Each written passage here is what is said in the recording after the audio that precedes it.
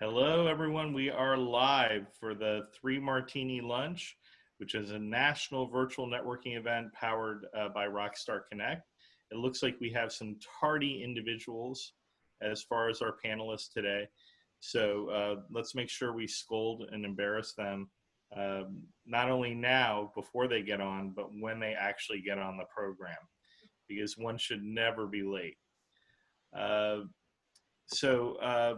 I'm sure everyone has had a great weekend and is ready to jump to the meat of all this. But does anyone know what number Three Martini Lunch this is? Does anyone have any idea? Sort of going to blow your mind. Was that 19? 16? It's number 19. Okay. I remember last week we were on number 18. See? Which means that we have been in prison basically for 5 months, the whole entire country. And we are still communicating by Zoom. I find it very interesting now that we communicate with one another the same way our children do. How they communicate with one another, and we are on Zoom calls on all day. I'm waiting for someone to punish me and restrict my screen time. Where can I get that punishment? So for those of you who have never been to the Three Martini Lunch and they don't have an understanding of what the format is, we use the Success is Contagious format. And with the Success is Contagious format, what we do is rather than just like vomiting out everything that we do in our business and how we make money and how we want to make money, instead we talk about the successes that we personally have, or successes that our businesses had, or our clients, our community. It could be family oriented, spiritual, it could be your friends, whatever your success may be. And I'm happy to hear, I talked to a lot of people about Three Martini Lunch and they tell me they've been having a lot of success. So what the panelists have been sharing has been contagious, but contagious in the good way, not in the COVID-19, this sucks, I can't smell way. More so in the let's all be successful and help one another. And yes, I did mean the vomit comment, for those who are wondering. So I'd like to start off with people sharing their successes. I see Andrew's here. Andrew, are you there? You gonna get your camera up and running? Yeah, I'll get my camera up. And I see Mr. Swicegood is there, our sponsor from Referral Book, and we're going to be asking them some questions in a little bit as well. So if everyone can mute themselves, we're going to start off with Domenic, Battistella. If you could tell us a little bit about yourself, get that vomit out. Share your success with us. Well, my name is Domenic Battistella. Thank you for having me again, Stephen. I appreciate it. I am a financial services professional in Triangle area of North Carolina, and I don't know if somebody wants to close their door because it's beeping over me. They've been muted. Yeah. So I work in the business-to-business sector, helping companies with their continuity solutions, from helping protect key persons to keeping their best employees in place, and also helping companies with their business continuation planning and funding buy-sell arrangements. So something that I've been doing this week that's I feel is successful is we've had a couple of face-to-face networking events, and that has been quite a bit of fun. We got out yesterday, Mr. Clint, Webb, and I and another group played some golf. We've had some folks over to the speakeasy, and so getting to have some personal interaction has been fun and exciting, and I'm actually looking forward to a vacation I'll be starting this weekend. So lots of good things happening in the world of Domenic. So you're getting out there, you're socializing a little bit more, even though we're getting a little bit of like, oh, we shouldn't be socializing. You're getting out there. And... Well, you do it in a safe environment, right? So, studies have indicated that there's little to no risk of spreading, community spread in outdoor environments. So, if you're going to be doing stuff like, playing golf or you being somewhat socially distanced in an outdoor environment, so you can you can engage with people, and just make sure that you're being safe. You don't want to be going to like an outdoor concert surrounded by thousands of people, but if you've got a group of 10 or so folks and you're outside and you're not right in each other's faces, then you're going to be okay. But if you're in an environment where you're trying to stuff 50, 100 people into a conference room and you're indoors, that's going to be a bit problematic. So no hugging and kissing. Clint and I were not doing any kissing, no. Very, very good to know. Yeah. Caroline, why don't you unmute yourself? You're new to the show. If you could tell everyone a little bit about yourself, and please share with us what your success has been for the week. Okay, hi everyone. It's good to be here, and this is my first time as a panelist. My name is Caroline Pokorny. I am a self-discovery life mastery trainer with the Self-Discovery Group. We are a team of elite human potential trainers, and we train people in skills of self-mastery, how to focus attention, quiet the mind, release sabotage patterns and stress, live in the flow, and create and attract your ideal life. My wins have been networking on Zoom and, reaching out and connecting to people all over the country that I wouldn't normally maybe contact with. And also a couple of live events locally. I'm here down in Delray, Florida. So we've had a couple of live events, but just making the most of the summer. I'll be out of town next week and training clients. And really there's still a lot going on. It's just not as loud. There really is a lot going on and a lot of people creating great things. It's just being done in a different way, and it's about hitting that flow and connecting and following the intuition to create what we want. And what's been your great success this week? This week, I would say I was at an event over the weekend. It was socially distanced and really just tapping into a lot more success. I had 2 referrals coming out of that event. So creating new business for myself and my clients having like huge wins, like more success, better clients, big stuff coming in. Most of my clients work on things like business, personal relationships, health and well-being. So look, when my client gets a win, it's a win for me. Fantastic. And I notice you have a Southern accent. Yeah, I'm from Texas originally. Yeah, from London originally. I've been here 13 years in Florida. Okay, well, that's terrific. Thank you for joining us today. Thank you. You're going to need to get ready for the second hour when we have some more of the hardball challenging questions for you. Okay, Jenny. Hi, Jenny. It's all on you. Sorry, my trackpad stopped working. So it's like, I can't unmute. Hi, everybody. I'm a content marketing strategist and brand and marketing photographer. My name is Jenny Midgley. I'm here in the Triangle, Raleigh area, North Carolina. Success this week. I did some awesome self-care and visited the only Himalayan salt lounge in the Triangle, which I would highly recommend. It's here in Cary, and if anybody wants information about it, I will be happy to share. It's literally like almost like a what's the word? Like a salt like cave. Sensory deprivation in a salt cave. Yes, Sher and I did that a couple of years ago up here in Raleigh. Mm-hmm. We were in a salt cave. Did you? I think it was good. I think we enjoyed it. Definitely a little deprivation. So have you done anything fun this week, like normal stuff? So you're saying that visiting salt lounges is not normal? So no, that's pretty. No, and also had a really great girls' night last night with Sarah, who is not visible, but I could see her name on the screen. Sarah Elliot and Sarah Madras, my podcast co-host. We recorded some really awesome episodes of the Girls Who Do Stuff podcast, and trying to think, hung out at the Speakeasy, planning a trip to the Outer Banks. Like, I don't know. Got some new clients. It's all been good this week. Yeah, a lot of people have been planning trips and getting ready to go places and putting big deposits and stuff.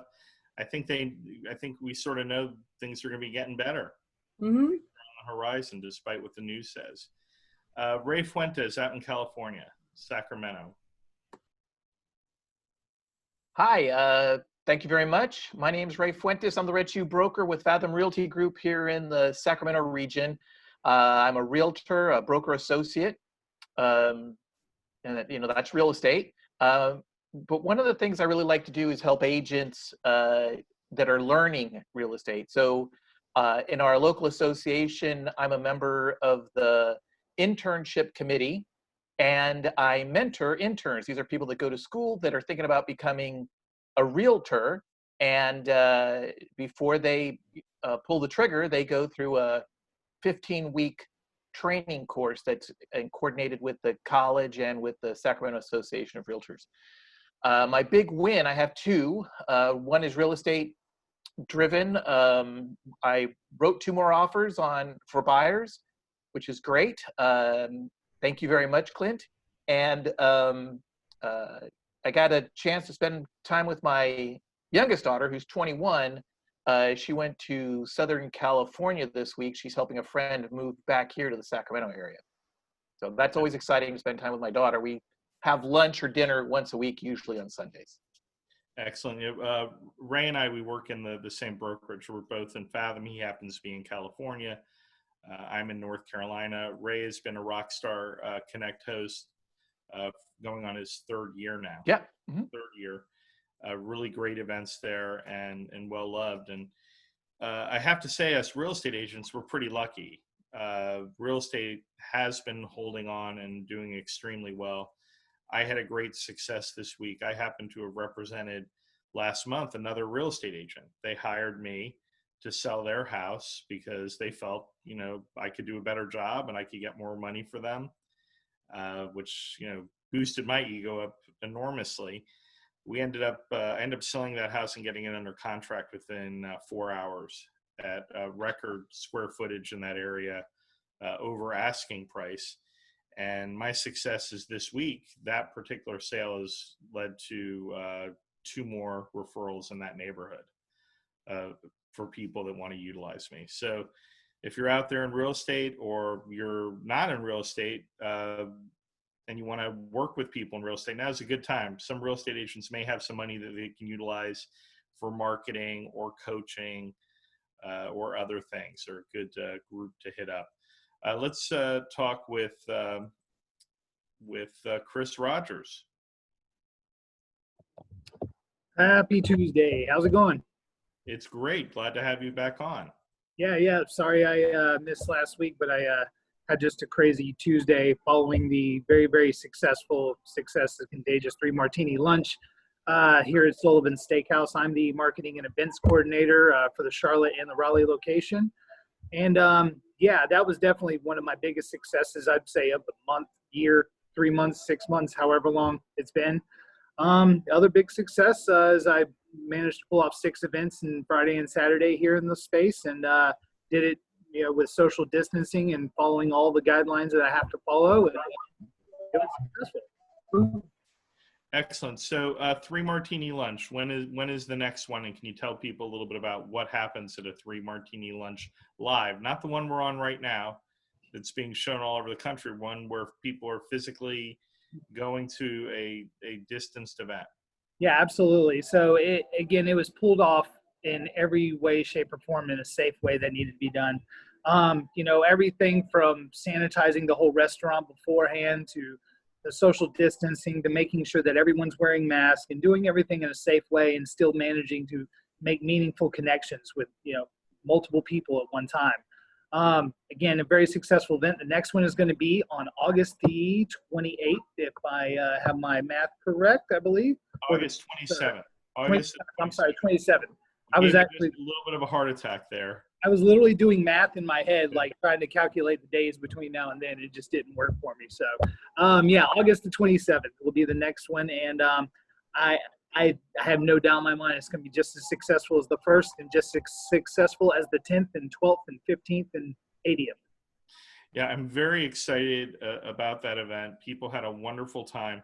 We already have people buying tickets, signing up as sponsors. The only bad thing about the event is it is a limited event. We can't have everybody in the triangle coming to it. We cap it off at 70 people, which, you know, sounds like a lot of people, but the restaurant is designed to have 400 people. Well, next year, when we go back to full capacity, I expect to put all 400 in the building at one time. So, and we would love to have a Rockstar Connect event with 400 people at Sullivan's. That would be great. This event does include a meal as well. It's $55. Can't be beat. That's your tax, your tip, your soft drinks. There is a cash bar with great drinks. I dare you to have 3 martinis at it. I think Sarah had 2, and I had 1 cocktail, but maybe I'll have 3 next time. Hey, Andrew Pierce, welcome. Thanks, Stephen. Yeah, I help people sell real estate through social media and virtual reality. And my win for the week was I actually went to the mountain. And where did you go in the mountain? Where did you go? I was 20 minutes outside of Asheville in a cabin on 73 acres. That sounds amazing. I know Domenic's going to the mountains. You know, are you going this week? Yeah, it was a much needed unplug. First vacation since we got engaged 2 years ago. Well, we just booked a trip on Airbnb to go down to Jacksonville for a week. And we used Airbnb because we want to bring the dog. I'll tell you, there's some unbelievable deals. We got a property right across from the beach for 7 days for $600 in St. Augustine, you know, historic St. Augustine. So, you know, that's how everyone can participate in helping the economy. For first and foremost, that's putting money right into people's hands that need it. A lot of people in Airbnb, they bought those properties. They have mortgages, you know, participating in our new type of economy. We got to keep that economy going. Andrew, was that a family cabin you stayed at? No, it was a VRBO. I gave some guy $1,000 for 4 days. You can't beat that. That's fantastic. And I took my 3 dogs. It was wonderful. Terrific. Is Todd there? Because I was saving him for last, but now I see him. He sort of disappeared from the stage for a moment. But that's okay. We will get back to him. Well, Todd Swicegood is one of our sponsors for 3 Martini Lunch for the national event. And he owns a company called Referral Book. And Referral Book is a tool that you can utilize to be much more effective in your networking. And I don't know, some of you have read my book. It's called Mingle, The Art of Face-to-Face Networking in the Digital Age. It talks about valuable tools you can utilize to be more effective in face-to-face networking. And it's especially important now because we're going to be doing all different types of networking events. You're going to see brand new stuff popping up that has never been on the market. And you're going to need to have the ability to connect effectively utilizing a tool like Referral Book. Are you back, Todd?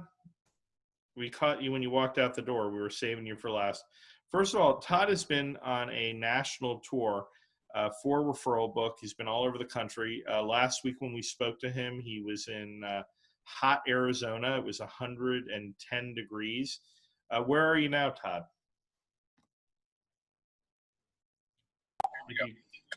I am in Redding, California, actually at Lake Shasta, California. On the way to Oregon. I'll finish the evening tomorrow, 5 miles from Canada and 5 miles from the Pacific. Did you meet with any people that are going to be joining Referral Book in the last couple of days? So tomorrow marks 30 days, and we will have touched over 10,000 realtors. And I hope you don't get in trouble for that. It's so funny, you know, we came here intending to do face-on, as you are aware, but ultimately because of the circumstances, we went face-on with the leaders, with the influencers of the various brokerages, and did our work via Zoom. But I think the value So I hear you talk about networking in different ways. I felt the value of being there, making that effort was huge, was good for us. But we use Zoom in the final analysis to make those contacts. Excellent. Well, I want to speak with you a little bit about referral books so people can have an understanding of how your product could be used. Does it cost anything to join referral book?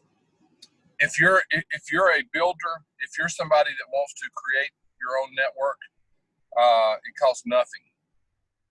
Other than it's giving you the opportunity to build your own network. And for those people that you bring on board, it's $99 a year, less than a hamburger a month. Okay, so you talked about a builder. Is that the circle builder? A circle builder, I would call it the founder of the circle, yes. Okay, so what is the circle builder responsible for? Because I know they're not paying anything. What are they responsible to do? Well, primarily the first part of it is building a network circled around their own efforts. Building a team of 20, 25, 30, maybe as much as 50 non-competitive professionals who have intention and process to give each other referrals on a regular basis. Ultimately, just as on a bigger basis, you're doing all of these events and you're the admin, they would act as admin if there's a monthly, so we don't have weekly meetings. If there's a monthly mixer, the circle builder would be involved in putting that together. And ultimately hoping that they're going to take the reins and weigh heavy on their circle members and teach them how to be the best networkers that they can be. Excellent. So are you better off starting off as a circle builder? Is there an advantage to that, or should you join an existing circle? Because of the group that we're talking with, I mean, I think that the people that you have on board here today and other events are natural networkers, and they would absolutely want to have their own circle for a couple reasons. First and foremost, they're going to get all of the top of mind awareness by having made the effort. Number two, that top of mind awareness will equate to more referrals. Activity rules results. Actions and time with other members is going to rule results, and you're going to get more referrals because of that. Right, because this is about referrals. It is lead gen, referral book. It's right there in the name. Referral book is a disruptor for the weekly morning events that have been going on all over the country. You know, different groups do it. BNI, master networks. I don't know if I want to say disruptor, but certainly at least complementary and maybe a substitute for. But what does it mean by leads are required to participate? Well, leads are, if you're a circle builder or a circle member, if you're participating, our accountability is that you need to refer one time a month to somebody in your circle. Lack of that, and you're not a participating member. Now, we do give passes. If you bring members on and they fail for family reasons or any reason, you as a circle builder are going to be given some power to bless your members with a pass. Obviously, you don't want to do that too much or you've got no accountability. But you also have another factor, and that is that as the circle builder, you're never going to have to fire someone from the group for failure. The system will take care of it for you. If you're not going to be a participating member, you don't have to give them the pass. Excellent. And can you point to some examples of some successful circles that are running right now? I think about, I met with a lady who runs a brokerage in Lakeside, Arizona. I sat down with her and told her about how she would start with her Fast Five, which are those people she refers to in the real estate business all the time to get deals done. She wrote down 13 names. The next day, she had 13 members. And what's real interesting about this, Stephen, is the process there. She had influence and she wielded her influence. I've always believed the best salespeople in the world are doctors, because they come in and they tell you to take your clothes off and you do it, and then they tell you what to do and you do it. That is influence at the top level. We as salespeople, whatever you find yourself, I know I get a little snickers when I say that about doctors, but it's true. doctors wield their influence, and they do it well. You as a salesperson, whatever industry you're in today, and you're on this call, the more you're willing to wield your influence. I think about Domenic, and I know Domenic is someone who wields influence. He doesn't go and say, well, you can do this or you can do that. When he makes recommendations, he finds out what his client needs are, and he tells them what they need to do. That is wielding influence. And so the wins here that I've seen are people who they know they're going to bring value to their circle members. And they reach out and they say, I need you in this because it's going to be good for you. Well, I think you're absolutely correct that, the people that participate in Rockstar Connect all around the country, not only the hosts of the events, but also the attendees, they are influencers. They believe in helping other people. I think they would be perfect to have their own circle because it's about how can I help other people first, and then you get rewarded, of course, for helping other people. I wanted to open up to the panel. I know that Domenic had wanted to ask you a few questions last week, but we didn't get an opportunity. But to anyone else who would like to ask any questions about referral book, I'm going to open up the floor to that. Go ahead, Domenic. Yeah. So Todd, with the referral book, what is your recommended strategy? I know you talked about a fast 5, right? And we can Right. find 5 people to invite. But one of the things that I saw on there, and I think we talked about this in private, was a way to invite people that wasn't strictly email related, where you could utilize some social and kind of grow your book. Do you have that on the way? Is that something that we can look forward to with referral book? It is. We've just been through a transition with our programmer to someone there in Raleigh.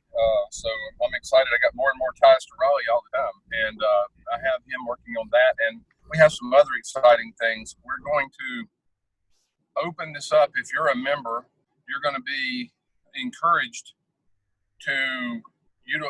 we're going to have a private database, and you're going to be encouraged to put your clients into the database. And we're going to have a monthly newsletter that'll go out advertising all of the circle members to all of the, if you've got 30 members in a circle and they put in 40 of their clients, and not sharing the information now, it's very private, but those 1,200 people are going to be getting a preferred vendors list. So if you've got a preferred group of vendors, Domenic, they'll be receiving an advertisement highlighting you as part of a recommended group. Interesting. Okay. I will say, Todd, in my industry, it's a little bit difficult to share client information, as I do have some confidentiality requirements. It's an opt-in issue. Yeah. So,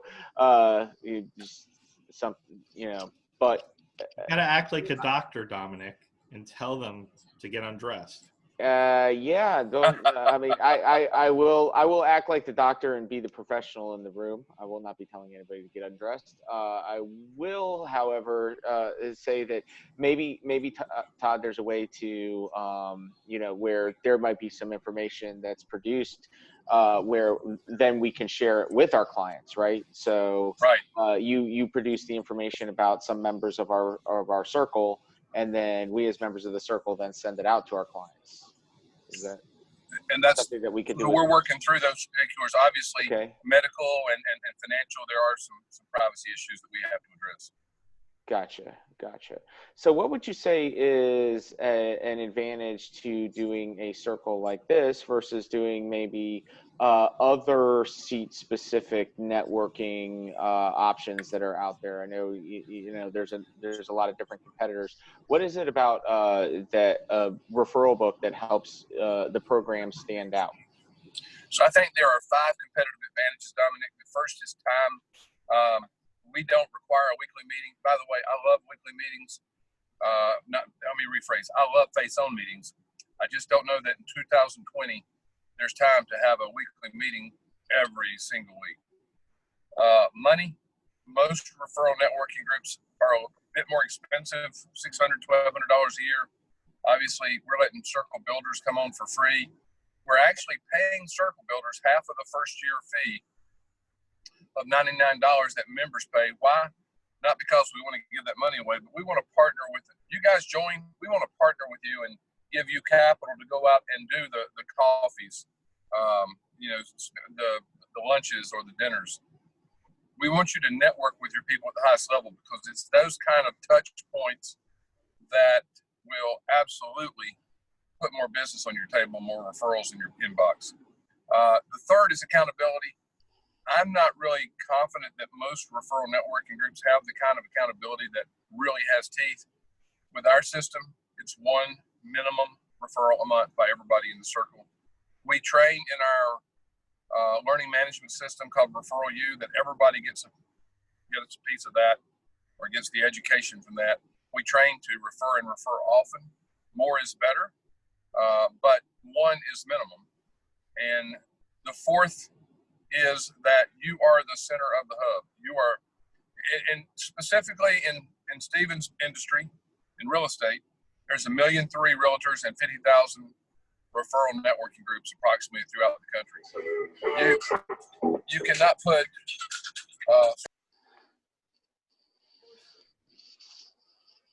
Hold on, Todd. Hold on. There we go. Go ahead. Are we there? Yeah, we are. You can't put 1.3 million butts in 50,000 seats. So, with that being said, you're guaranteed your seat. I would tell any realtor that if they can get in a commercially successful networking group, they should jump on it. They should also do a referral book as well. The problem is they can't find one because there are no open seats, and you're guaranteed a seat with us. The last piece of it is this, and this is probably specific to certain industries, but I know it's good for insurance, for real estate. Most networking groups that I've paid attention to are very heavy on the white collar front. I'm all about white collar. I am white collar, but I believe that blue collar has a lot of value. In the United States, the National Association of Realtors says that every family runs into 3 closings a year in real estate. Might be their neighbor, their cousin, who knows. But what I do know is that loan people, pool people, high-pressured water hose contractors, there's a group of people out there that are blue-collar that you want in your referral network, but they really don't fit into the higher-priced, high time-taking, normal, old-school referral networking group. They fit perfectly in referral book. Yeah, I was thinking that was probably a big advantage on the time side. I know in BNI, that's one of the things that is difficult to find. You can always find an insurance agent, a financial advisor, a realtor, because, we're not doing anything, right? That's why we go to a lot of networking events. But, the guys in trades, people in trades, they're working on jobs. So, being able to be a member of a referral group where everything's online and you don't have to have face-to-face meetings, would probably be good for those folks. But would there be opportunities maybe in the future to be able to, through the referral book, schedule in-person events so you could meet your referral circle face-to-face, maybe for a round of golf, or so our expectation eventually is, we have some drinks available. Right. Our expectation is that circle builders should have a mixer at least monthly. We're not pressing those buttons real hard in the time of COVID. We're going to wait and get somewhat to the other side before we really push that process. But I believe in face on. I'm a big believer that you and I can get farther down the path together, face on, handshakes. But given the stresses right now, we're having to opt for other methods. And I think the time will come, we'll be back in that game. But I do believe that once a month is probably the sweet spot, not once a week. Okay. Yeah, I mean, if I could add something, I mean, right now it would be almost impossible to start a new BNI chapter right now. Even if you wanted to, you could not really start a new BNI chapter. You could do something on Zoom, but it's going to be pretty hard to get people to make that type of commitment. you could be utilizing, referral book right now at this moment. And I think a lot of our business planning now, instead of being 1 month out, 2 months out, 6 months out, sometimes it's what is our plan 2 days out, because we're shifting that much. So in that regard, I think that, Todd's just at the right place at the right time to get this going. And Domenic didn't have a question prepared to begin. I just was giving him a hard time, because whenever he looks down and he's chatting, that's what I like to call on Domenic. But your questions were fantastic questions, Domenic. And I Thanks. think Well, it's a good thing for you. I'm good off the top of my head. Otherwise, I wouldn't. Otherwise, I wouldn't do it. But one day I am going to catch you, and you're not going to be able to answer the question. And Jenny knew immediately what I was doing, which was the best part, because she started laughing, and then I started laughing, and that's the fun of doing a live event. Yep. Okay, Michael, Eric, I know that we discussed a little bit about referral book on a call last week. Todd, you were on this call, and you were talking a little bit about what Todd is doing. Anything you wanted to add to the conversation about referral book, and before we get on to our normal conversation of 3 Martini lunch? Yeah, I appreciate you guys having here. You guys all look great. I'm excited to be part of the panelists, and I'm upstate New York area, about 100 miles north of New York City. Domenic, great questions. When it comes to your industry, yeah, you got a lot of rules to follow, but I do network marketing, and I also sell real estate. So it's all about who you know. It's about building trust, and I built my business, climbing pretty up the ladder very quickly. And the reason why is because I'm home and I'm doing Zooms. I'm not doing traffic. I'm not doing in living rooms. Everything I'm doing, even real estate, I'm listing houses on Zoom. So my business exploded 500%. 500%. Because everybody's looking. Everybody knows what Zoom is. It's like water in your house.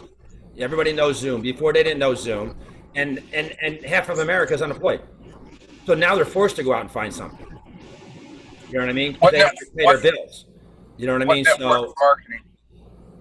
Company called ACN, actually, out of Charlotte, North Carolina. They're out of Concord, North Carolina, about 20 miles from where I live. Yeah, I'm a regional director with the company. I have over 209 business partners that do it throughout the country, and I'm number 2 regional director in the entire world of ACN at 900,000 reps. And that all happened due to the virus. That's awesome. You know what I mean? And I also sell real estate, but houses don't sell themselves, period. I have to go keep selling that house, keep selling that. Any business owner, anybody, you have to keep doing it. Here, this thing is moving along. Like, I had a meeting yesterday in Australia, a day ahead. My feet are still in slippers. So again, you know what I mean? Like, this referral book and what you got going on, I'm really excited. I think it's like peanut butter and jelly. So I would love to sit and talk to you and know more about it. You know what I mean? So. I would love to talk with you. As a matter of fact, I was wanting a meeting at ACN. So Ray Fuentes asked a question. May I answer that, Stephen? He asked what the influencer code is. Sorry. Go ahead, Ray. Do you want to read that question? Ray? So when you onboard, you're asked for an influencer code, which if you don't have the influencer code, you don't have to worry about it. Just bypass it. But the influencer code we have set up, and I'm going to give you guys an example. I'm out here addressing HomeSmart quite a lot throughout the country. They have about 18,000 agents. And I'm going to use ACN. So, Michael, I want to get into ACN, and I want somebody to take me by the hand there. And I want to compensate them through an affiliate marketing program once I get in the door. So I'll just cut to the chase. I already have your number set to give you a call, because I would like to talk with you about being not only a circle builder, which would be great for your business, but for having an influencer code where I know this is good for ACN. I know it's great for ACN. And if you had 10,000 ACN members or salespeople, and they got 20 members, that's 200,000 members. There would be a compensation on each member annually. That's what the influencer code is. Okay. So it's like Master Networks. They get $10 every time somebody joins. I did own the state of Connecticut for about maybe 10 days. and then it didn't work out too well. So, and then BNI, you know, you don't get paid anything when you join. You don't get anything when another member joins. You don't get any membership at all. You know what I mean? And We call it the BNI is the influencer. larger companies.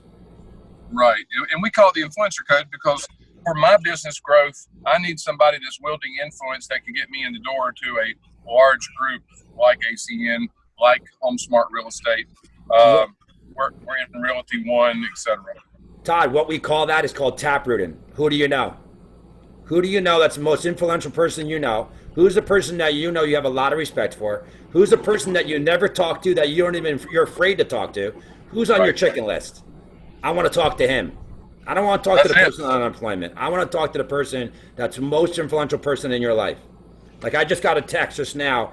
I signed up an EXP broker. I mean, an EXP agent, you know what I mean? And now she has me talking to her sponsor at 4 o'clock. You know what I mean? So that's how that works. So it's called taprooting. Yes, I'm all about that. Hey, Great job. Does anyone else have any questions for Todd before we move on to the topic of the week? I do. Todd, maybe I missed it, but I was looking at the website for referral book. How do I find out, or how do we find out if there's a group, a circle near us? Message from. Say that again, Ray. My phone went off again. No How worries. do you find out If there is a circle near us? Okay, so we have a map. We have a map with every circle in the country on it. I have not been using that map a lot up to this point, but that's fixing to change. The reason I haven't been promoting the map is because at this juncture, I've been building circle builders. The value in the map is when you come in as a circle member wannabe. You don't want to be a founder. You don't want to run your own show, and you're wanting to see what's around you. So we've got the map built. I just haven't populated it, and we're in the process as we speak of doing a full facial upgrade, user interface, user experience overlap, and that's part of changing with the new programmer. So that map will be available in the coming weeks. Excellent. Very good. Good question, Ray. Clint, do you have something? Thank you for your help. Actually, I was going to ask a very informal question to Todd. When are you coming back around this way, brother, so we can grab a beer? Oh, let's see. So I will be tomorrow evening finishing up in the northwest corner of the country. I'll be in Grand Junction come Monday. I'll be in Denver Tuesday, Texas. It'll probably be the last week of the month, and I'm trying to coordinate with Steven about coming down and joining you guys at the end of the month for one of the live events. So that's dope, man. That's the plan. Yeah, we'd love to see you, man. So we're talking Looking about forward to August 20, the August 27th event, 27th event at Sullivan's, the 3 Martini lunch in person. Okay, guys, are you all ready for the topic this week? This is going to be a fun one. This is going to be a fun topic here, everyone. The question is, as a business owner, you work really hard.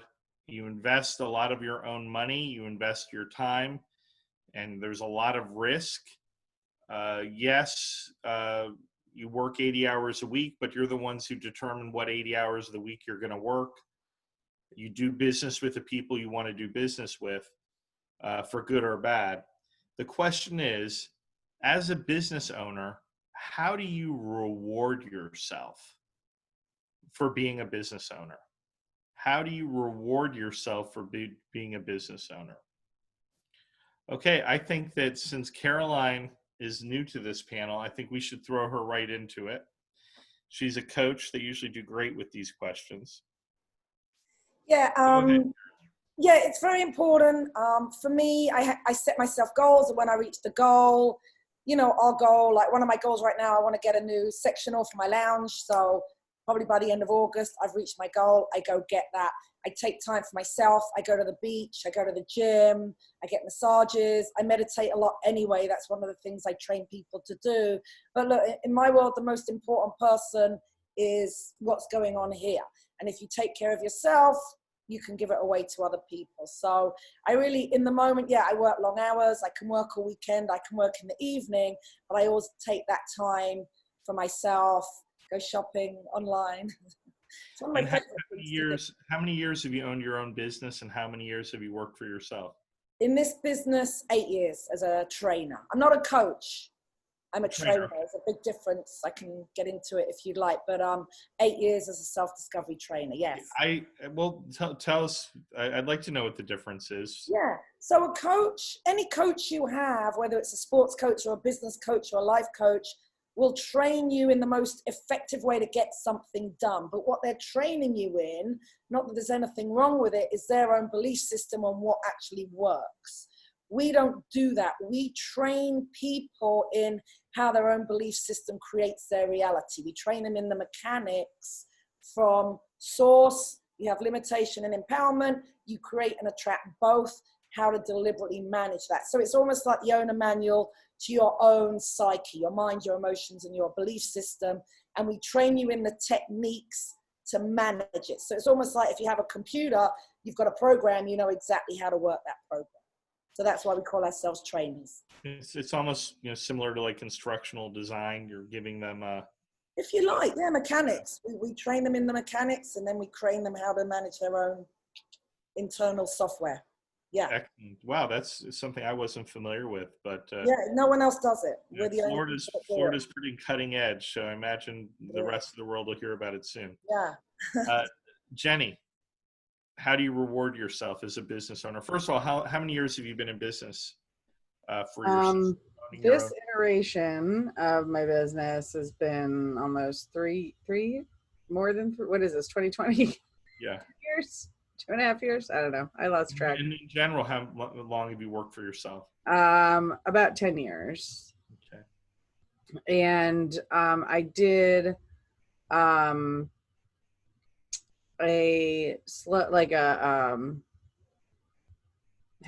working for a company as well as building my own business. But one of the things that for me is super duper important is I go and get my nails done, and I get my hair done. And those are my, every 3 weeks I go, see, pretty nails. I go and get my nails done. You can go back and look on my social media channels about how much I praise my nail person, because these babies lasted 9.5 weeks when everything was shut down. That was my huge thing of everything's open, I'm going to get my nails done. But the other thing is setting goals and milestones. I hit a certain number or a certain volume or a certain revenue level, and I go invest in something else. For me, it's usually camera equipment, new lens, upgraded body, a new piece of software or training in said software that I might need, something like that. That's a reinvestment in myself, and that will eventually be a reinvestment in my clients. Great. What about education? Learning more, getting services from other vendors that may take some work off your plate? Yes and no. I found that when I use those as rewards, it falls flat. When I use it as a strategic planning tool, then I end up utilizing the service much better, because I think that gifts should be gifts and should be fun, and not necessarily signing a year-long contract with a VA just so that I can get services. I may need it, but that's more of a strategic planning goal versus a reward, as I would define it for myself. Excellent. Okay, great. Let's go over to Michael Arrick. Michael, how long have you owned your own business? Well, I owned my own transmission shop for 10 years, sold it. If I owned it now, I would have been out of business, plain and simple. I'm in real estate for about 8 years, and it's like owning my own business. And I also do the other thing, which is 2.5 years doing that. So, but what it all comes down to is that you work hard. 90% of America works for the 10%. So you're one of the 10% of America. So you're spending your money, you're spending your risk, you're up early in the morning, you're up late at night. Got to take care of yourself. You got to treat yourself. So every time you have a closing, treat yourself. Buy yourself something nice. Go somewhere, conquer those goals, and go visit somewhere and go. That's what I do. Every time I go to a closing, or every time I get something done that I want to get done, I treat myself. I call airplane mode. I put my phone on airplane mode, and ain't nobody in my way. I'm just going to do what I want to do now. So, and you can, you know what I mean, when you get to that point. So, has there been any reward that you've given yourself that's particularly stood out? Have you ever bought yourself a vehicle or a super fancy trip? Yeah, exactly. I just purchased myself just before the virus, because I was doing a lot of driving. I purchased myself a brand new 2020 X3 M3. And I was all over New York City, and I was all over Connecticut, New Jersey. Now it's in the garage. It hasn't left, and it goes out to get groceries. That's it. Where do you keep the key? Yeah, exactly. Right next to me. Right next to me. But I have a goal by the end of the year. My goal is to be in an RV, travel the country, and see everything I want to see, do everything I want to do. Time is the only thing left on this planet that can't buy. Everything else you can buy. So you really got to live your life. You got to do all the things you want to do. And as I get older, I'm 51. I realized that I'm not the same person that I was when I was 25. So, and I made a lot of mistakes. And they say any business owner is a risk taker. Somebody that's willing to go above, beyond what nobody else is willing to do to get what everybody else will never get. And that's what a business owner is. So you got to treat yourself, and you got to know when to shut it down and to go do what you got to do. And I'm talking leaving the house, going somewhere nice and shutting it down. Like my mentors all the time, when I see them sometimes, like once a month, they're like, last week they zoomed from Niagara Falls.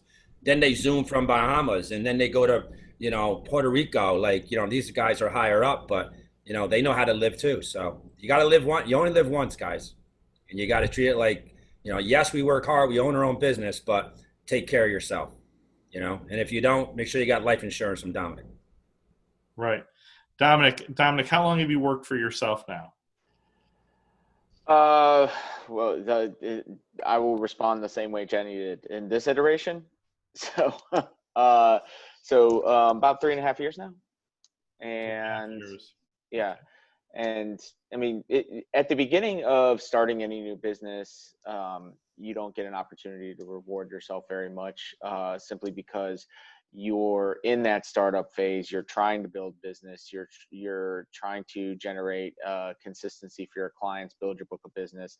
So you don't get to take a lot of breaks. I will say that even with as much as I was working initially, it still wasn't nearly as much as my previous career as a chef. So I did have opportunities to have day-to-day rewards, like being able to help coach my kids' sports teams, or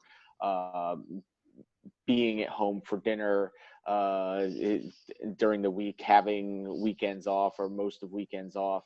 So those were some of the little things at the beginning. But now that I've gotten myself established, we take vacations. We on the weekends we'll head down to the shore and do some fishing. I get to spend some extra time with my fiance Heather, and we go for hikes, or go on little weekend trips just together, the two of us. So those are some of the little things that we get to do as things to treat ourselves, and what I do to treat myself. And another thing that we've done is just do projects to make our home better and make it more enjoyable. Such as, we speak about this regularly here on the program, but built a speakeasy in the garage, and get to host people and events there, which is a whole lot of fun. And my whiskey collection's gotten significantly better, and I've had a draft beer to my repertoire here. So there's a lot of fun things that I've gotten, that my business has allowed me to do, that's always been kind of a dream of mine, to have an in-home bar, or have a dream to go on vacations whenever we really want to, and spend, and just the general dream to be able to take care of my family better and spend more time with my family. That's what being in business allows you to do. It's not, your limitations on on your income and your ability to treat yourself and treat your family are limited only by your aspirations and your work ethic when it comes to being in business for yourself. And I think that's something here everybody can probably agree on, in that that's why you went into business. That's why you do what you do, is because you want to be able to give yourself and your family those extra things, and not have somebody tell you when, where, and how you can go about doing things. Well, it's interesting. I thought you'd bring up the speakeasy, and we were looking online. It's a big movement right now during COVID that people are opening up branded name bars in their home. Are doing this.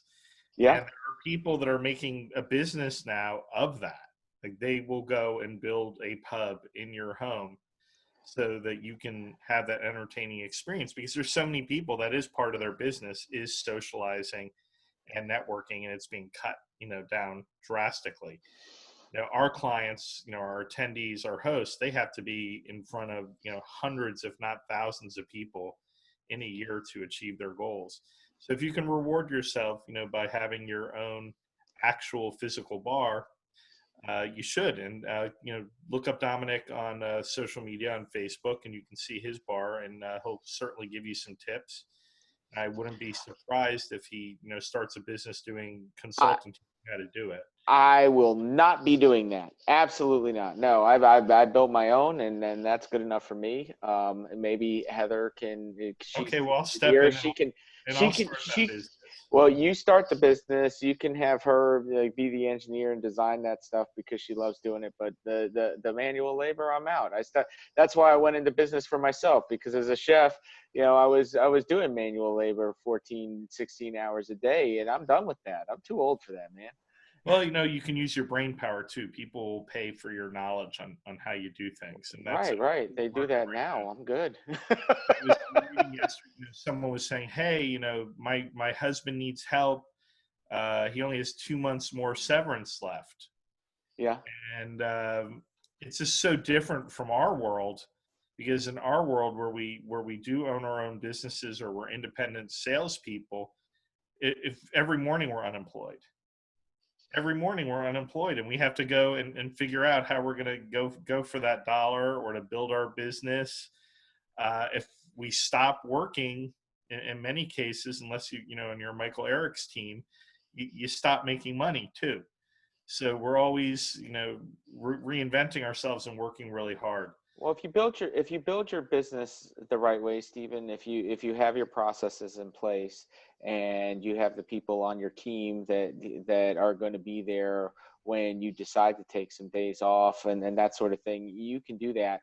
Now, I mean, I always say to Heather when we're having conversations like that, I don't get paid time off, right? If I'm not working, I'm not making money, but I do have people that can continue to provide service and continue processes that we started while I'm gone, so that the train doesn't slow down, the funnel doesn't slow down while I'm gone, so I don't come back with a 2-week gap somewhere where things are missing. Sure, 100%. Hey, so let's go over to Ray. Ray, how long have you worked for yourself? This is my 23rd year as a realtor. 23. Wow, that's a long time. It's like a long prison sentence. I have to say, though, when I first started, I was in the National Guard, and there have been some times that I've been, they say go, temporary duty assignment. I wasn't somewhere where people were shooting at me, but I had been gone for 3 months or 6 months or something like that for a period of time. So although I've been in the business for, this is my 23rd year, I've started it like 4 or 5 times. Great. And how do you reward yourself as a business owner? So I live in the Sacramento area, and for those of you that aren't familiar with California, Napa's not the only place they make wine. So about 45 minutes from here, there's a tremendous amount of wineries that make some really good stuff. So every couple of months, I go wine tasting. I pick up the wines I like, and then once a year, my goal is to go on a vacation.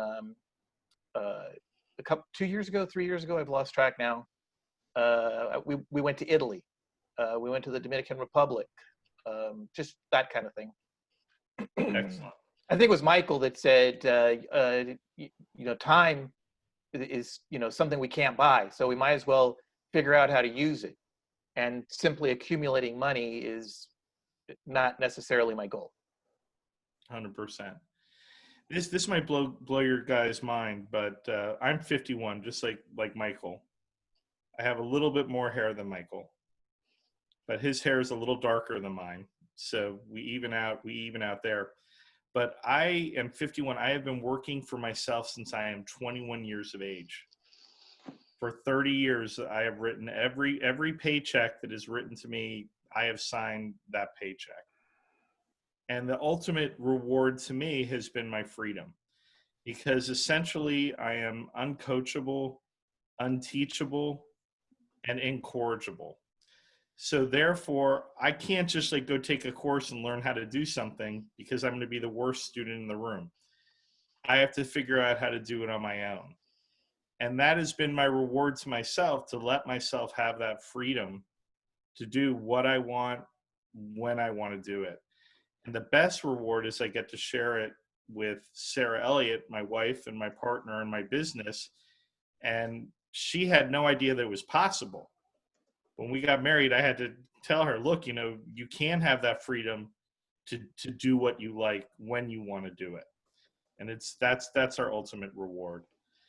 Clint, how do you reward yourself? So, whenever, when I just started this new job, so my wife made me a cup. So it starts with these little things. So my wife made me a cup that says coffee is for closers. And she said you are not allowed to use it until you close your first deal, right? So from little stuff like that, from other people to, I'm going to jump on the back of Caroline here. You got to take care of yourself, and you have to leave time to take care of yourself. And that's how I reward myself. So I reward myself with 20 minutes a day of meditation, with, making sure that I get out and get my exercise. That's one of my big wins this week. I've ran 5 straight days because I committed to it myself, to get back to what I needed to do. And, but going to sporting events, that's my thing of how I really reward myself just personally. So, it could be as simple as a round of golf, with some friends, or by myself, to my daughter and I do a baseball trip every year. Can't do it this year. We had tickets to, so I guess it's the thought there. But, and my wife and I take football trips, to go to different football stadiums every year. So both of those things are kind of canceled out for me this year. So it's really been, about making time for myself. So whenever I get time, since I have been doing, well for a job that I've never been in before, or a vertical I've never been in before, with all this stuff bringing in the business that I have, I've rewarded myself with time for myself. Excellent. We have Debra and Webb have joined us, and we're going to be to them in a moment. Chris, how do you reward yourself? Well, just like Domenic, I come from the land of being a GM, working 80 hours a week of time that was not my own.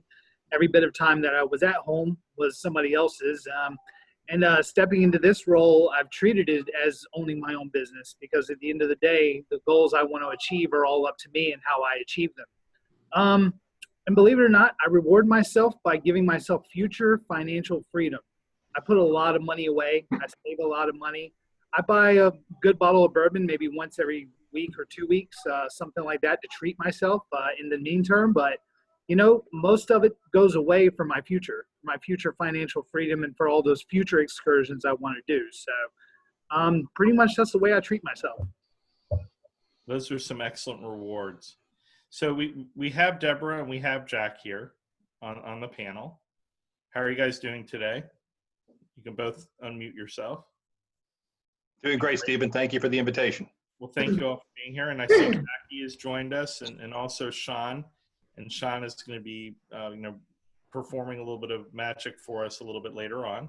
Hey, Shaun. So in the first hour, we have been discussing, first of all, our successes. Everyone here has participated on the panel before. So we're going to want to start off and hear your successes. The topic for this week that you can also mull upon and give us an answer to when we come to you is, as a business owner, what do you do to reward yourself for all the hard work you do? Okay, are we guys ready for that? Thank you for joining us in this hour. Why don't we start off with Debra, if you could unmute yourself. Thank you for having me, Stephen. I appreciate the opportunity. My success this week is phenomenal for me and my business. I was asked to be on a panel of Top Producers Summit from Agent Link, and so it's called the Top Producer Summit. I'll be putting stuff on social media about it. It's top producers from all over the world, all over the nation, that are going to give their expertise. And it's something that every business person needs. So it's going to be over about 3 days in August, September, and October that the summits will be going on. And I'll be promoting it, like I said, on social media, but I was asked to be on it, and I'm very lucky that this is going to hopefully take me in a different direction with my business this year. And how long have you owned your own business, and have you worked for yourself? Since 2011. I started doing LinkedIn training in 2011 while I was still working at another company. And in 2015, I left my company I'd been with for 20 years and started doing LinkedIn training full time. So. And as a business owner, how do you reward yourself? Everybody needs to reward themselves. That's one thing that I can tell small business owners. You've got to reward yourself. My sister-in-law has a pool, so going for a dip late in the evening when it's really hot out, go for a swim. Can't get massages. I've kind of trained my husband to do that. And meditating has been one of the best things for me to unwind. I'm kind of wound tight, so unspooling is a good thing. So when it's not COVID, are you a traveler as well? Do you reward yourself with trips, vacations? Avid traveler. We've traveled every year, I think, since we've been back in North Carolina, to the mountains of Carolina and to Pigeon Forge. And we race also. So my husband's going to be doing some racing in September and October. We race at VIR. And so hopefully next year I'm going to be getting back in the car. So I'm looking forward to that. I've got to start doing some practicing. But that's one of the best ways to unwind is focus. Just unwind, think of one thing, no matter what it is. If it's relaxation, for me, mine's going as fast as I can with my foot to the floor, unfortunately. So. That's fantastic. Sarah says she loves that. She would like to go racing with you. Okay. Hey, we can get you in. Great. I'm gonna skip over to Tommy. Tommy's jumped into the room. Tommy Episcopo. So we have a racer over here on this side of the room. I see that. So Tommy, what has been your success this week, and how do you reward yourself as a business owner? My success this week so far has been, I walked into an office with 7 different attorneys that I had to help. That was pretty challenging. It was just me and my assistant. I figured we were going to get our asses handed to us, but things went really well. And out of the 7 of them, we ended up helping 6. So that's pretty good. You know, that 7th guy's a jerk. He is. He called me, and I just said, what I do is not for you. Find somebody else's time to waste. I don't have time for it. Good for you. Good for you. And how do you like to reward yourself? I know you're, a car aficionado. And yeah, that's pretty funny because I am in the process of selling one of the cars for a boat. So I don't know if that's a reward or a punishment. I have no idea. But I actually bought a few more parts for a car that I'm putting together. I should finish that up in the next couple of months. That's my thing. That's my reward, the cars. Sarah grew up around cars. Her grandfather would, get those barnyard finds and then build them, from all the way back to new, and then auction them. I have one that's pretty special.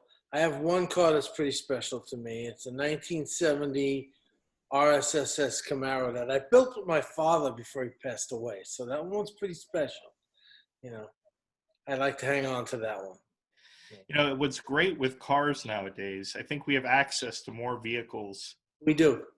Than ever. And I think they're more affordable than they've ever been because of that as well. Well, that, and it depends on what it is. I mean, Debra could probably attest to this, that, you know, years ago when I was a young guy, you either had a stock ride or a hot rod. You know, now you got a stock ride, a hot ride, a resto rod, a resto mod, a rat rod, a street rod, you name it. And it doesn't really matter because nice is nice. It doesn't really matter. It's what you enjoy. Yes, for sure. Like, you know, we're talking about rewards, and, you know, our vehicles, even though we're sort of restricting our travel nowadays, they are our freedom. And for Sarah and I, you know, we have a nice convertible that we bought for ourselves. And that's our reward whenever things are going. Like, let's just go in the car, put the top down, go get some ice cream, go to the farmer's market, and, you know, just recognize, you know, what a car culture the U.S. is, despite Uber and everything else. And how you can, you know, find all those memories, or, you know, remember, like you're remembering working on a car with your dad and putting that car together. I know a lot of the people that are on this panel, you know, love their vehicles as well. Welcome, Jack. Welcome back. I haven't seen you for a month, but it's good to see you. Thank you. What has been your success for this week, and how do you reward yourself for all the hard work that you do? With your permission, I'm going to expand it a little bit past this week as we're at Tuesday. But the thing I have found is a success for me lately, and I'm going to attribute a lot of it to what exactly we're doing here today, but it is the ability to ask for help and ask for referrals. A lot of times I've always looked at that as a byproduct of these kind of things. And I've got friends out there and they'll help me if they can, kind of thing.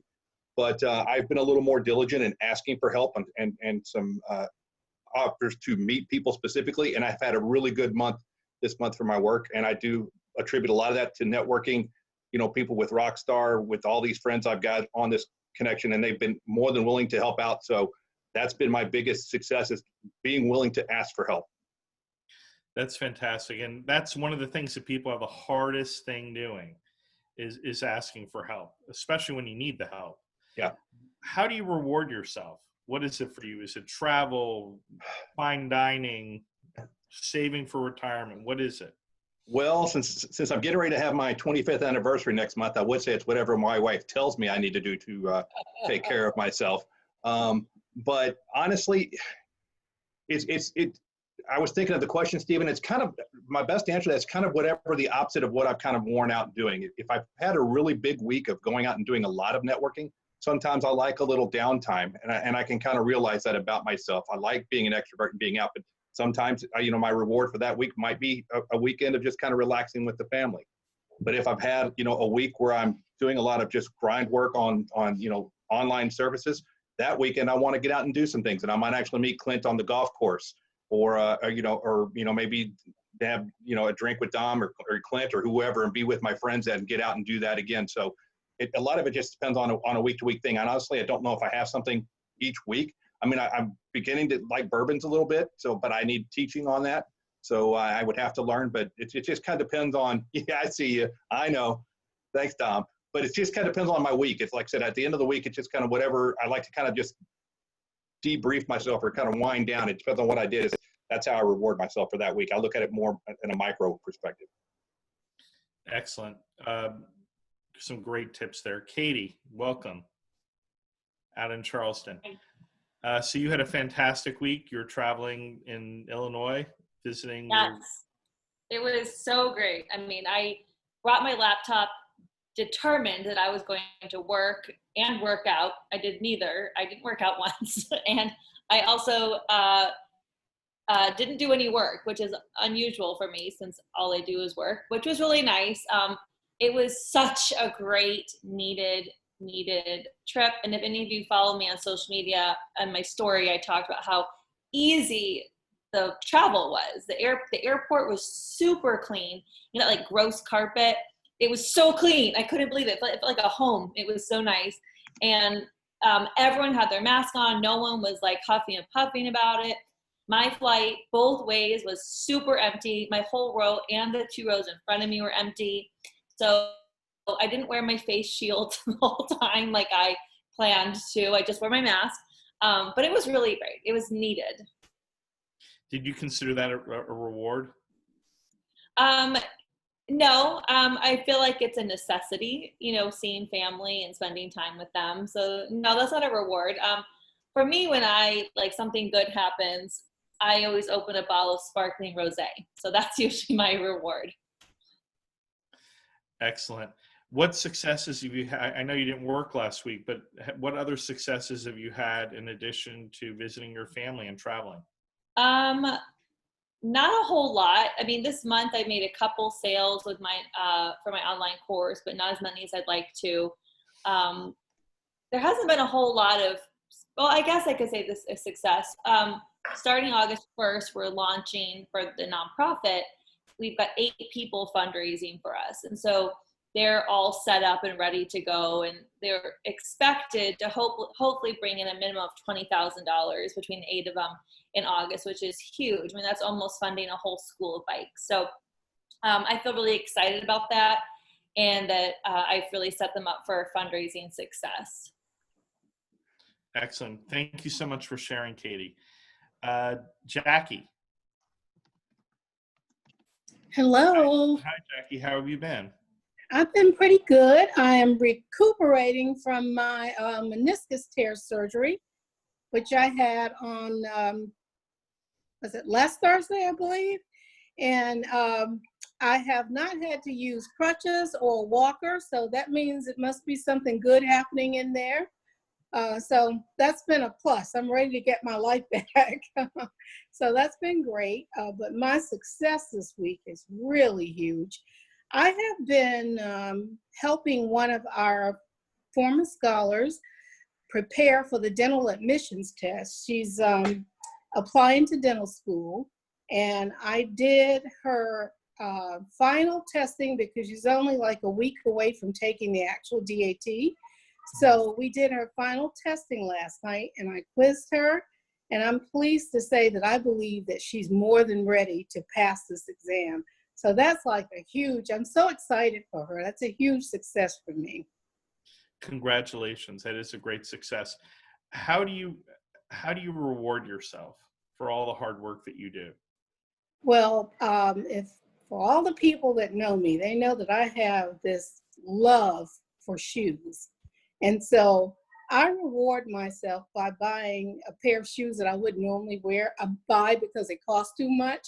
So my reward when I do something that I think warrants me getting a new pair of shoes, a really good pair, that's what I do. I love shoes. I've been a collector of shoes for many years, and I can't wait to get back to be able to wear them someplace. Who else here on the panel is a collector of shoes? Anyone? Sarah is a collector of shoes. She has an incredible collection, and she's always refining it and deleting and adding. And that's definitely one of the ways she rewards herself. I had to explain to my the shoe habit. I fund the shoe habit. Is that part of it? I don't know. Oh, that's good to know. Sarah has fancy shoes. I've had to explain to my husband that, ladies, he's like, why do you need so many pairs of black shoes or so many pairs of blue shoes? So you don't understand. It's not the color of the shoe, it's the style and the outfit that you wear it with. And trying to get a guy to understand that because you have so many pairs of the same color shoe, it took him a while, but I think he gets it now. I think I got it right away because when we were dating, I used to bring her shoes to the date, or I'd meet her at lunch where she worked at the time back when she had a job, and I would bring her shoes to her workplace, and her coworkers would be beyond beyond jealous. Well, I'm really happy to know that I'm not the only person that's crazy about shoes. No, I think there's many people like that. Hey, so Shaun is back with us, Shaun J. And Shaun, what was your success in the last week? My success in the last week, well, I've been creating a lot of new magic. So a lot of the things that I create are original. So when I'm not performing, I'm designing using 3D design skills. So I created a new original piece of magic that I'm now able to share with my clients. Excellent. And how do you reward yourself? I reward myself by spending as much time in nature as possible when I'm not in front of the computer. Are you one of those magicians that's a big collector as well? Do you have a collection of magic memorabilia? Because I know that can be pretty pricey. It can be. I'm pretty minimalistic. I only have what I need.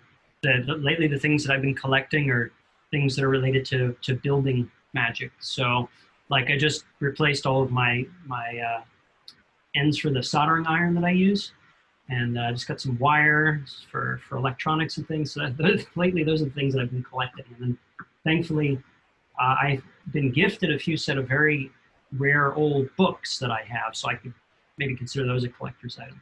But excellent. Yeah. And would you like to share some of your new magic with us today? Sure. Be happy to. I got something to kick it off, a little hot and a little fire, a little surprise for you. Now, this is the bandana that I use to, just in case I need to cover my face when I go out, just to protect myself and stay healthy.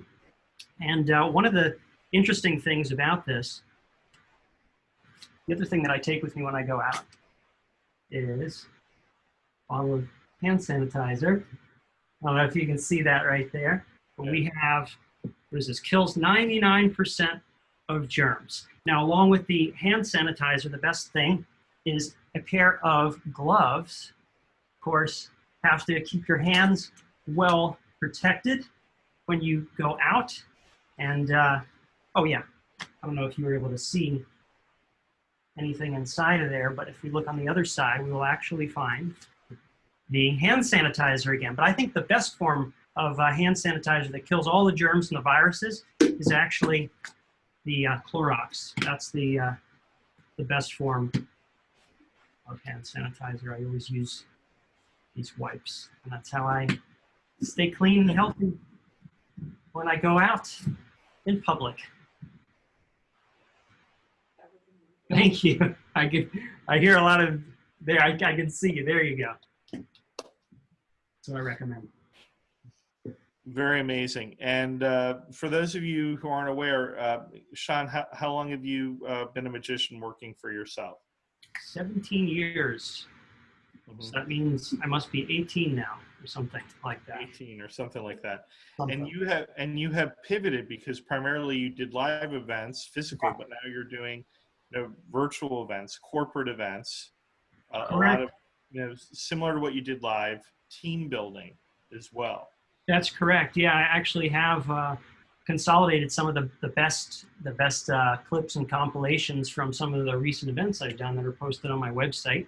And I basically take the boredom out of Zoom or these online meetings, and people staring at a screen for a really long time. It gets boring, and people are not used to just looking at little thumbnails of themselves. And you got to change it up. You got to brighten people's day. You got to change the mood a little bit to wake people up out of the Zoom fatigue, and that is what I do.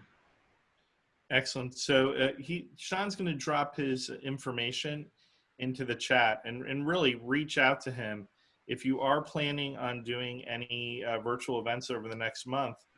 Shaun would be the perfect person to help you MC that event. I mean, he will sit and he will do planning with you from beginning to end so that you have magic throughout your entire event. Yeah, even to help introduce people. Introduce speakers, beginning, middle, or the end. It's a great way to wake everybody up, and to also weave the message in to your presentation in a magical way. Well, that's important to have a little bit of magic. Okay, so we have another question for this week that Sarah and I, discussed, and this one, it's a little complicated, but I know that you're all smart and super intelligent and can share some information. Okay. So normally, when we're not in a COVID situation, business is all about planning, business plans, planning. But when you're in a situation like we're in now, decisions are very important. You need to be able to make decisions and not just wait 3 weeks to make that decision. Sure. So my question now, and I'm going to start with Clint because he didn't hear the question. So I'm going to start with Clint. Smiling most. Got to pick on him. So I'm going to repeat the question. Clint, in times like this, what's more important, planning or being able to make decisions? So I would go with being able to make decisions, because in the time when you have to actually pivot, you don't have time to pause. And so you don't know what you're planning for necessarily, because you don't know what's around the corner. So I would say if you're better at making split-second decisions, I think it would probably be a better thing for you during these times specifically. So any other time it may be different, but and your personality may determine what you do, because I mean, if you're very type A, then if you need to plan, you need to do these things. But if you're someone kind of in the middle like me, I can do either, but I choose to make decisions in the moment necessarily. Sometimes good, sometimes bad, but you always learn. I think that we'll move over to Debra. I think Debra's, and you are sort of kindred spirits in that regard. So you're very balanced and in the middle. But in a time like this, what's more important, planning or making decisions, being able to make decisions? I think Clint said it the best. You kind of have to ride the middle to know, you got to have a little bit of planning, but you always got a plan to fail and plan B. Have a plan B, have a plan C, D, E, and F. But you got to be able to pivot and make decisions on the drop of a hat, because you never know. I mean, especially in today's climate, business climate, making decisions is the best, thing to do. If public opinion's changing very quickly, what might be a popular opinion today will be a very unpopular one tomorrow, and you gotta change and pivot. Best laid plans of mice and men. Right. Well, social media has changed so much in the last 3 months. It's uncanny. I mean, look what we're doing now. We're not able to have those large groups and meet and hug and do all the things we want to do. So, the people that didn't have a small plan at the beginning are playing catch up now. So they had to make decisions whether they wanted to real quick.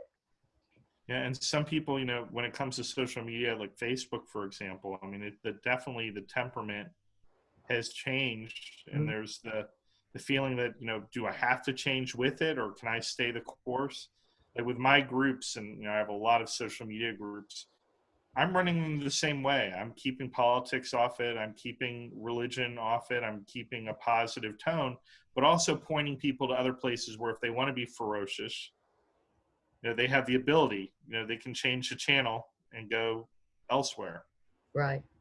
Katie, Yep. I'm sorry, Debra, you wanted to add something to that? Well, that's just the way, that's why I respect you so much, Stephen, is, you give options.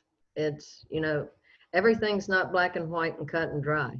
It's, you got to do what you got to do. So and sometimes we just need shelter from the storm.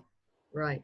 And be able to, reward ourselves, but with puppy dogs and flowers and recipes and photos from Katie's trip. Right. Out in the sunflower fields and all that stuff. Katie, planning or decisions, or a little bit of both? What's more important to you right now, or for everyone? Well, I've never been a big planner. I like to just fly by the seat of my pants. And I think, that's a huge, you have to have great ambition if you're going to accomplish something, but you also need people that help balance you with the planning. So I've learned over time how to plan appropriately for certain things. Like with these people that are fundraising for us in August. I'm not just like, hey, fundraise for us. Like, that'll be great. Thanks. I spend a whole month where I go over a 5-page fundraising toolkit with them. So I help them plan for their fundraising, because the more I set them up for success, the more they're going to raise, which, you know, behooves me to do that for them. So I've learned to plan when, you know, I've learned to plan. I've become more of a planner.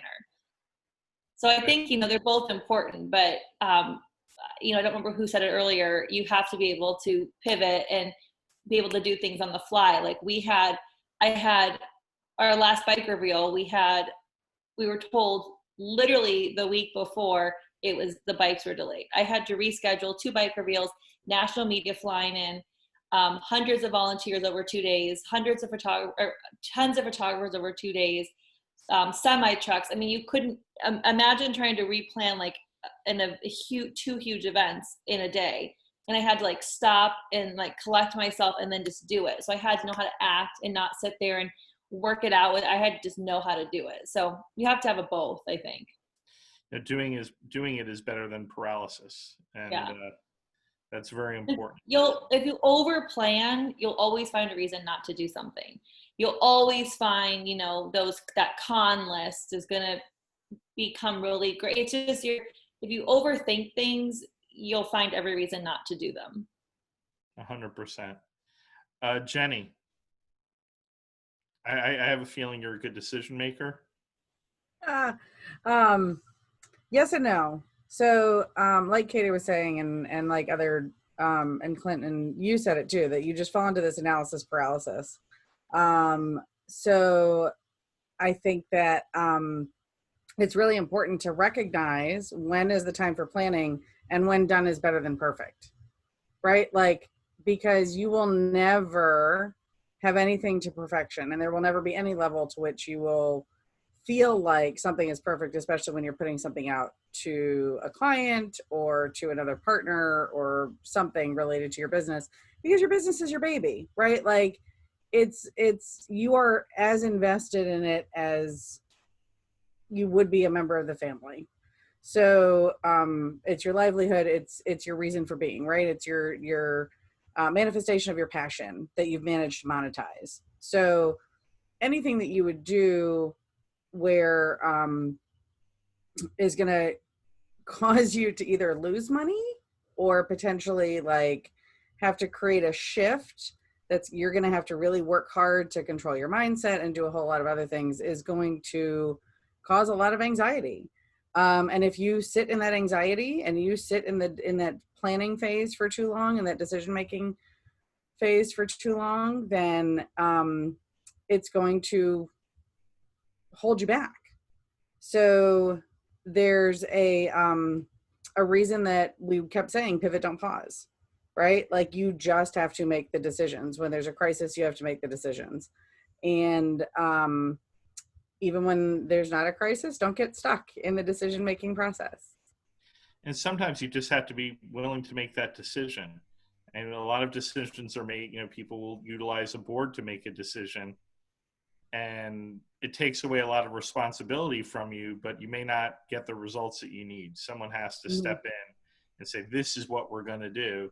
And everyone else is going to, you know, back you up in that, potentially, hopefully. Michael, Arrick, decisions or planning in today's environment? Well, we all found out that you got to make decisions quickly to survive. So I look at it like, and I live in the area, is when the guy found out that he had a bird in his plane and he had to land a TWA in the East River. So do you think he thought about it? Or do you think he just said, you know what, I got to, you know, he had to make a quick decision. He was trained to make that decision at that time. And he's practiced it and practiced it and practiced it. I forgot the guy's name. It was a while ago. You know what I mean? But he landed that plane in the East River. Yeah, what is his name? Solinger. Yeah, you know what I mean? And he became a hero because of that. You know what I mean? And all his actions, every single one, you know, every single action that when he was up in that plane, when he found out that, you know, he had to take this baby down and put it in the East River. And, you know, you know what I mean? So all that training, all that support, you're up here, it's nothing down here, is all focused. So when there is a problem, to go after it, just like the COVID hit. You know what I mean? Like we twisted, we weren't Zoom professionals. We didn't know what to do. You know what I mean? And now I'm seeing more people get better on Zooms. The backgrounds are much better. They have the earphones. They're taking it to the next level because they realize that it's coming back. I was in Texas just recently, like Katie, I flew to Texas in the middle of a virus. You know what I mean? My mentor says, Mike, everybody's down. Everybody's laying low. Let's get better. Let's get stronger. I need you out in Dallas tomorrow. And I said, I'm not flying out there. And I had to have my mentor knock me on the shoulder and say, you're flying out there because you're going to be doing big things and you got to get the head right and you got to come out here. He flew to your house many times. It's time to fly to his house. You know what I mean? And I spent 2 weeks with this gentleman that makes $250,000 a month in income, just watching what he does, watching where he, you know, what he says and, you know, all that. And I don't think, you know, nobody has that. You know what I mean? So you have to make those quick decisions. And most of the things that you do in life is over here, not over here. Everybody's over here. The extraordinary people are over here. They can't get over that hump, and they have to know that it's, you know what I mean? Everything happens for a reason, and COVID happened for a reason. Something was going on out there, and now look at us all now interacting. You know what I mean? Can you imagine if we were doing Zoom before the COVID? Yes, I mean, you're talking about shoes. I'm wearing slippers. I haven't been in my closet looking for shoes in 3 months. I'm not looking for suits and shirts and perfume and all that fancy dancy. I'm wearing shorts right now. I'm not wearing my fancy pants. You know what I mean? Like, so it's just, the world has changed in so many different ways. Stand up. Everybody, just kidding. I'm not going to make you do that. No, that's good. No, but as far as, you know, in our situation with Zoom, we were very lucky that, you know, we have a national company with clients all over the world, frankly, and we use Zoom every single day. So it was definitely easy to make the decision to go over to Zoom. Tommy, planning or decisions?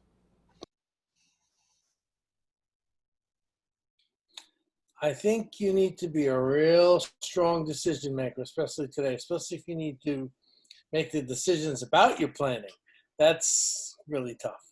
But I don't know. I think everybody on this call has had to make a difficult decision, either their life or their business, somewhere along the line. So I think right now, in this climate that we're sitting in, you had better be a pretty strong decision maker, and quick too. Otherwise, this train is leaving the station. If you're not on it, it's just going to run you over. So that's the way I feel about it. So very strong decisions, quick decisions, be decisive. Don't water yourself down because someone can't handle you at 100 proof. That's the way I look at it. 100%. And I'll have to say that, you know, I always respect what you have to say, and I appreciate that, you know, you're not putting any varnish on it. You're telling everybody out here listening, you're going to have to make some tough decisions. You're going to have to consume information faster than you ever had in your life and make decisions on that right away. Jackie. I know that I'm here. Excuse me 1 minute. Go ahead, Jackie. Okay. Although I think planning is very important, decision making is essential. Being able to make a decision at the drop of a dime is so important because plans don't always, planning is great, but it's not reliable. And I'm in a situation as the executive director of my foundation. Oftentimes I call them executive decisions. I have to make decisions, but I'm always prepared to explain why I made the decision that I made when I go back into the boardroom. And when I make those decisions, I'm keeping in mind that there are other people involved in the outcome of what my decision making is. But whenever I have to make a tough decision, I am very confident about it, because I'm making the decision based on the situation that I'm in at that particular moment. And so I think being able to make a decision at the right time is extremely important. It's part of good leadership. I agree. And, you know, Sarah and I, we've had to make some really, you know, difficult decisions. You know, we're an event company. we do live events, and you got to walk, tread very carefully there for people's safety, and also just recognize that there's people out there. Not everybody wishes you well, unfortunately. That's very true. That's very true. Right. So, and we actually had to cancel. We canceled an event yesterday. We made a decision. It was last minute. We pulled an event because we felt that we couldn't control the narrative of that event. And that's why we pivoted over to doing the 3 Martini lunch at Sullivan's. We're running this event as a model so that, if come next year we can't do events the way we did events before, our great hosts like Tommy and Katie and Domenic and Michael, they'll have the opportunity to continue to do events in a safe way, but also in a way that's acceptable and digestible by the public as well, and where people are supporting you in what you're doing. Carol Bacomi is our new panelist. She's from Delray, Florida, by way of London. So she has a great Southern accent. She's going to share with us, and she's a trainer. So Debra, you missed this. Caroline explained to us the difference between coaching and training, which I found was really interesting. And you guys would definitely love to talk to each other off of this call. Like your soulmates, I would say. Caroline, for you, for your clients, planning now or decision making, or both? Both. We do live events and we do personal one-on-one training. And since March, all of our live events have been postponed, let's say. We do have a structure of bringing them back. When we're going to do that is we're looking at maybe the end of August, possibly September, but there is a plan there that we're ready to implement. But I love the example Michael gave, and a lot of what we talk about is the more you sweat in peacetime, the less you bleed in wartime. So planning, structure, goals, training, constantly is crucial. But in the moment, the ability to tap into your instincts, use your intuition, and be flexible within your structure is crucial, because, like you're saying, we don't want to put on an event and then it's not really the people. We don't have big events, but the families of the people that might come to an event are going to start freaking out. So, we don't want to cause a negative ripple or do anything to, scare people. So, I'd say the combination of two. Absolutely. I mean, I think that, right now we're all making a lot of decisions very quickly, but we're able to make those decisions based on our experience as business owners, as independent thinkers. So we're able to make those decisions. I think in the future, all of us entrepreneurs, we are probably going to be we're going to be planning a lot. So in the future, if anything like this ever occurs, we're going to have all those plans in place. When you were growing up, I mean, Katie didn't have this, Jenny didn't have this, Shaun didn't have this, or Domenic, or Clint, but the rest of us on this call, we had family members that grew up in the Depression. And those people, they knew how to plan. Jenny, you're not old enough, so stop it. But, we're going to be the same way. Like our great grandchildren are going to say, gosh, what made them be the way that they are? Why are we keeping like Sarah says, why are we keeping every piece of string? Why are we doing that? How do we know how to make masks and things like that? But right now we're making decisions but a lot of those decisions come because we have planned our whole lives. Domenic, planning, you're a financial planner. So yes, good question to ask you. Planning or decision making? Yes. You have to do both, right? If you don't have a plan, you can't make good decisions. I think I wrote in the chat earlier, like you can't pivot unless you already have a plan, right? Pivoting, it means that you already had a direction that you were going, and then you had to change that based upon circumstances. But if you don't have a direction, then you're pivoting from what to what exactly? So there has to, you have to have the wherewithal to understand where you're at in order to change that direction. So yeah, you have to have a healthy mix of both. Well, I know that a lot of people that had been working with you or thinking of working with you, that were on the, they were on the edge. They weren't ready to make a decision. All of a sudden, they were making decisions left and right 3 months ago. Oh yeah, of course. I mean, there's fear is a huge motivator, really. And I mean, the one thing that a global pandemic is good for is to scare the bejesus out of everybody, and make them a little bit more concerned about a number of things that I help people deal with. One of them, which is their mortality. I've told a number of people I'm in the same business as your pastor. I deal with the I deal with your end of life situation. So if you're concerned about that, you're calling your pastor, or your priest, or whoever it is that you work with in your faith, and you're calling me. And the other thing is that people were concerned and scared about what was going on with their retirement accounts, and they wanted to know what to do with it. And on that side, I just kind of act as a cooling sauce, like, you calm down, this will pass. You've got time, relax. Don't change your behavior. Right now, everything's on sale. So if you were buying, keep buying. Don't sell. Don't get out of your position, because that's when you lose money.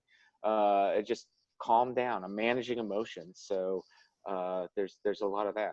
I think a lot of people had to become decision makers for their client that may not have seen themselves in that role. And I'm a real estate agent. A lot of my clients do come to me to help them with decisions, but many real estate agents just see themselves as someone who opens up doors and markets property. They're not really involved in decision making so much. But I guarantee you, over the last 4 months, the best real estate agents are now fulfilling that role, and now know that that's their role. It's not just putting a property online to sell. It's helping people make their decisions. And people like Jenny, it's the same thing now with your clients too. You don't want them to rush into something just to write a check to you that's not going to be a good decision for them. You rather than be healthy and come to you when they can actually utilize your services. Jack Brockman, is it planning, decision making? What's more important right now, to be a good decision maker or a good planner? I'm going to, I think, say something similar to what Caroline said, because in the whole time I've been sitting here thinking, in the heat of the moment, when something actually breaks down, or if you have an emergency, obviously it's going to be decision making. But I would say it not to mitigate the need for planning, because if you do a good job of planning and you do a good job with research, you can mitigate the need to have to make those kind of decisions if you see things coming, or if you see a weak spot that you need to work on to be able to make those kind of decisions. So maybe my answer is both, but I think if you do a good job of planning, it might get rid of the need to have to make some of those critical decisions. You couldn't get rid of everything. Like we said, no one saw COVID, but a lot of critical decisions for different businesses could be taken out of the equation if you plan properly. Excellent. First of all, I want to say, Caroline, thank you very much. You've been a great panelist. I apologize. I didn't get your bio ahead of time, so I didn't know all your areas of expertise. So I was pretty excited, because I love, coaches and trainers coming on here. Oh, it was a pleasure. Thank you. Yeah, they're the best. They're, not to make anyone else feel bad, the coaches are great. They're the best. I know. Yeah. They help all of us, to think, when we're on the panel, about what we want to talk and how we want to present it. Very happy to have, Tommy back, one of our most popular panelists. I don't want to say you have old school thinking. You don't. You have old school thinking that you apply to today. It's like you taking the stuff and you share it with us, and we're able to apply it. So like, I see you talking, and I go up there and I see Jenny. She's like, yeah, with her hand like that, and she's going to deal with a client and help a client that way with what she's doing. And, and I'm not going to mention everybody's name, but, Katie, we always love when you're on the program, and appreciate that everything is fresh and new. And you remind me a lot of myself. You don't wait for people to tell you how to do something. You just do it. You figure out the way that you do it, and then you share, and you teach people how you do it. Thank you, Debra, for coming back. Congratulations on your terrific success. And Jackie, I'm glad that you had the recovery from the knee, And it's sort of cool that you can go on social media and you can share that and everyone can cheer you on, because there's other people out there that, do need that surgery, and they don't know how to they hesitate and they have pain because they're not willing to make the decision. So maybe you help some of your friends with that decision. Shaun, before we leave, I'm sure you have maybe one more magic trick you'd like to share with us to help us go out with a little bit of magic in our life. Sure. Let's do it. So I'm going to make this one a little bit more interactive, and I'm going to ask somebody like, let's have Carolyn, since she's a new panelist. You can unmute yourself, Carolyn. And Carolyn, what I'm going to ask you to do is I'm going to, this is different. For those of you who have seen me before, this is what I'm going to do is different. Carolyn, I just want you to, as I flip through these cards, you just call out the word stop. We're going to do a little teamwork together. Okay. Stop. Right there? Yeah. You want this one here or this one here? Your choice. The one before it. This one here. Yeah. Jack of Hearts. Okay. Now, since you're not physically here with me and I'm not physically there with you, what I'm going to do is I'm going to write your name on here. So we have Caroline, and I want to make sure that you guys can see this. Right, we have Caroline, your name on there. Now, one of the concepts about the nature of the world that fascinates me is the concept of time. And people experience time in different ways. Some people, they're so busy, we feel like we're running through the day so fast and there's just never enough time. I'm sure there's some people out there that would agree with me. It's just so fast and you just keep running out of time. And others, they feel like they have all the time in the world. But if, Caroline, we were to go forwards in time, like we all are right now, it would look something like this. We're to go even further forwards in time, where your card, you can see that it's really torn in pieces, several pieces. I'm going to put these down here. I'm going to come back to them in a moment. So just with these two pieces, now we're going to go back in time. Back to the moment, all the way back to where the card starts to look like, I'm going to grab another piece here, it's slowly reforming itself back together. It's a good illusion. It starts to look like we go back a little bit further in time. One more piece down here, all the way back to the very beginning, where all I had was one card that says the Jack of Hearts. Wow. Wow. Name on it. That's how we travel in time, ladies and gentlemen. Amazing. This is for you. Caroline, where are you based out of? Florida, Delray Beach, Florida. Delray Beach, Florida. Okay. Well, Caroline, if you email me your mailing address, I will send you this card. Okay, thank you very much. A souvenir of this experience. Just, go on my website, ShaunJMagic.com. Shaun, your card budget must be enormous.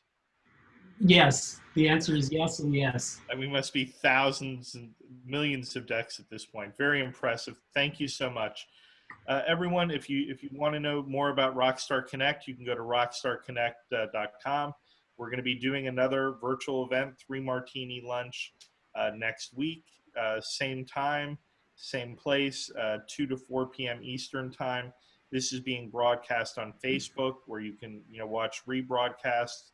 It's also on our YouTube page. If you have not bought your ticket for the event August 27th in Raleigh at Sullivan's, please take your opportunity to do so. They are very limited. They will go quickly, and I would like to see as many of you there as possible. And we've already actually sold tickets from people from out of town that are not from Raleigh that want to come to the event and network the way they used to. So everyone, thank you so much. Raise your hand and wave goodbye. Have a wonderful, successful week. Success is contagious. Thank you.